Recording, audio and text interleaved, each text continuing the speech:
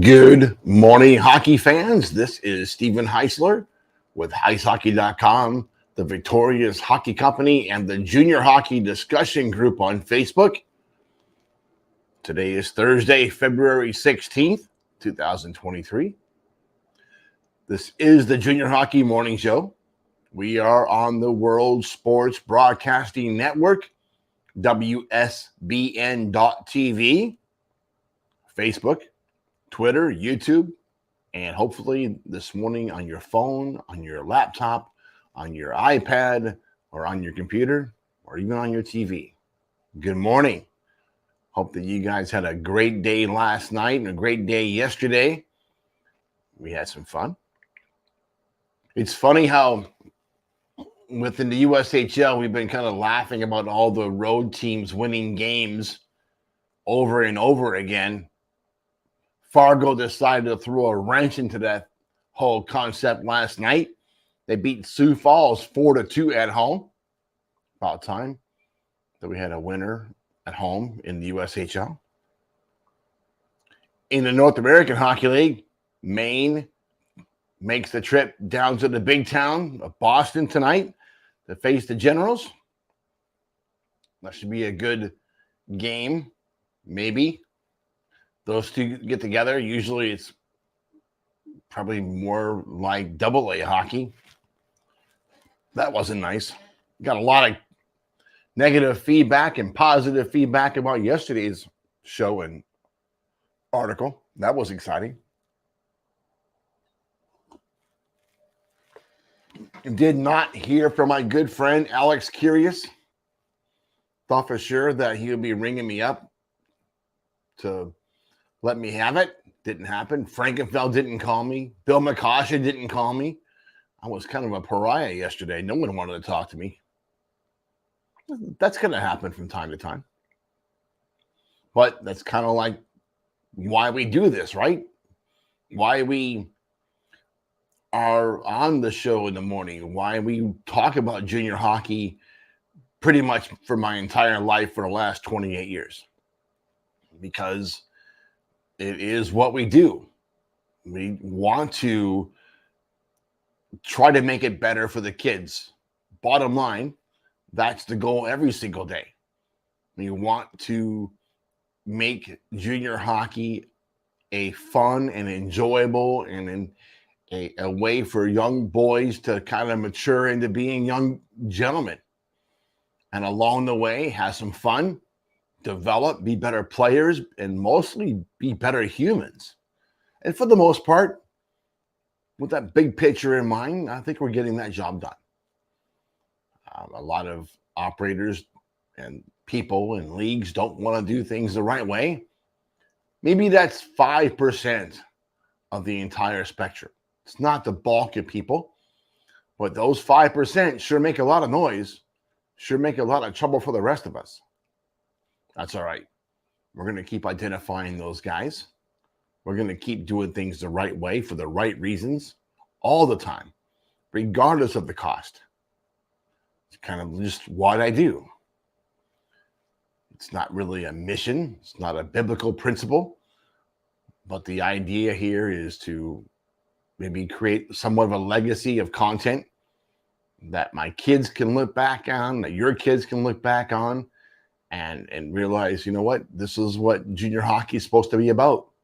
This is what development is about. This is what becoming a young gentleman is about. Let's get into today's show a little bit more. Today's topic, we printed this on Heis Hockey a few different times, but I wanted to do a show about it because we're going to add some flavor to it. We're going to talk about food today. Food. The 10 best must-stop-the-bus stops in the United States. Tommy and I travel a little bit for this game and for Sonia's music. And when we come across one of these stops, we're going to stop the car or the van or whatever we're driving. The bus trips with the boys are one of the most sacred traditions of junior hockey across the continent. Although some teams get to board airliners, Atlanta, Anchorage, Fairbanks, Kenai, Most junior programs still load up the bus and roll. There's kids crossing the country and with mom and dad's car. I mean, in hockey, we move around, we travel, we get going. Thursdays, we're rocking and rolling. That's pretty much year round, right? Even during the off season, we have showcases and camps and developmental opportunities and a lot of road trips with hockey. So keeping the boys fed is never going to be an easy job. These kids eat a lot of food. And meals are often just snacks along the way. Sometimes that's good. Sometimes that's bad. Fast food generally is not going to be good. But you can find something good along the way.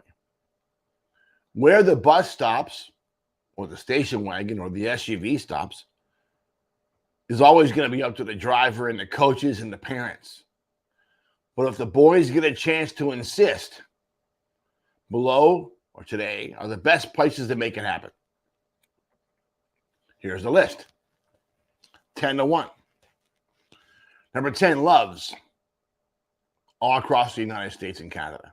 With more than 450 locations in 39 states, Love's has a way of always getting into the travel picture.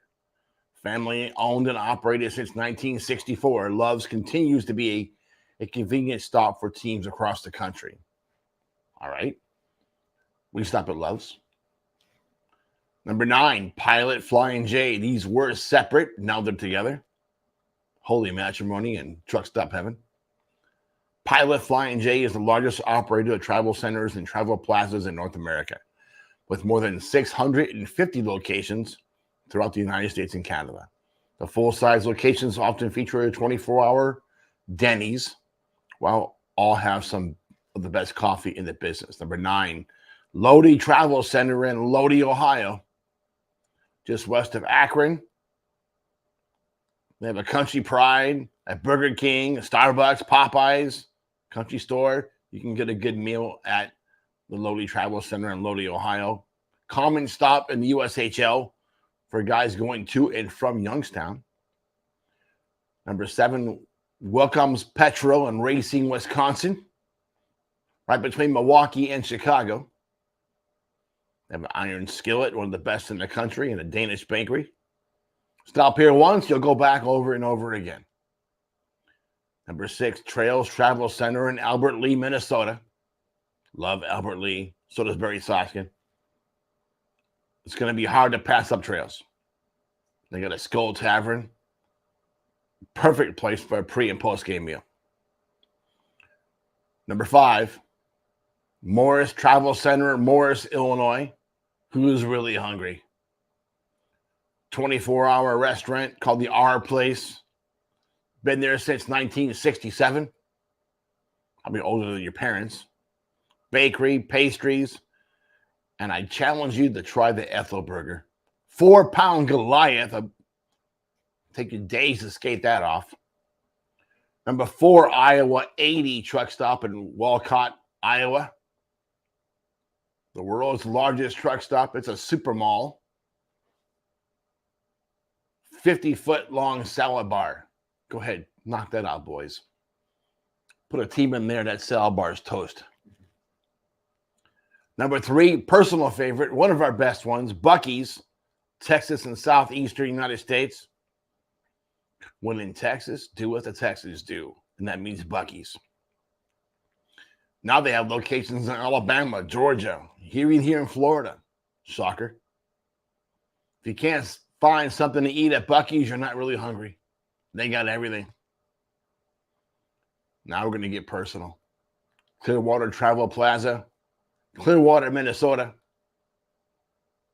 On the road between St. Cloud and the cities is a Petro with a Nelson's Brothers restaurant. They have donuts the size of goalie gloves, fritter bread, pizza, ridiculous meatloaf, just insane. Every player is going to want more. If you're there in the morning, get the fritter French toast. It'll leave some meat on your bones. Last one, It's a good one. I don't know how often you get to Texas. I spent a lot of time in Texas. Found this little gem just outside of Corpus Christi, Interstate 37, Taqueria Vareta in Mathis, Texas. It's about a half mile off Interstate 37. It's not a pretty place. Can use a lot of repairs on the outside. It looks like a dump. Okay, it's a dump on the outside. You walk in. The staff is amazingly kind, somewhat bilingual. I say somewhat, but if you are in Texas, someone's going to know Spanish on the bus. You'll get your order in, and you better sit back and relax. The food is ridiculous. Your players will walk out happy. The staff is polite and friendly. It's authentic. It's not Tex-Mex. It's real Mex, fairly priced, big portions. And whatever you do, don't go in there and come out without drinking the lemonade. Now, I can't even have the lemonade anymore because they don't have a diet version. I have to get that from Chick-fil-A. But that lemonade at that place is the real deal. They got like little Mexican girls in the back squeezing lemons and making a mess of things, having a good time while doing it. Great tacos, great enchiladas, great fajitas, great burritos, and good breakfast as well. So tell me in the comments today, where is your favorite bus stop? Where is your favorite must stop on a road trip? I want to see it. Challenge me. Give us something that's going to break this list. So tomorrow we have our 5 worst of something. That should be fun. We'll think about that today. Something fresh. Could do the 5 worst referees in the North American Hockey League.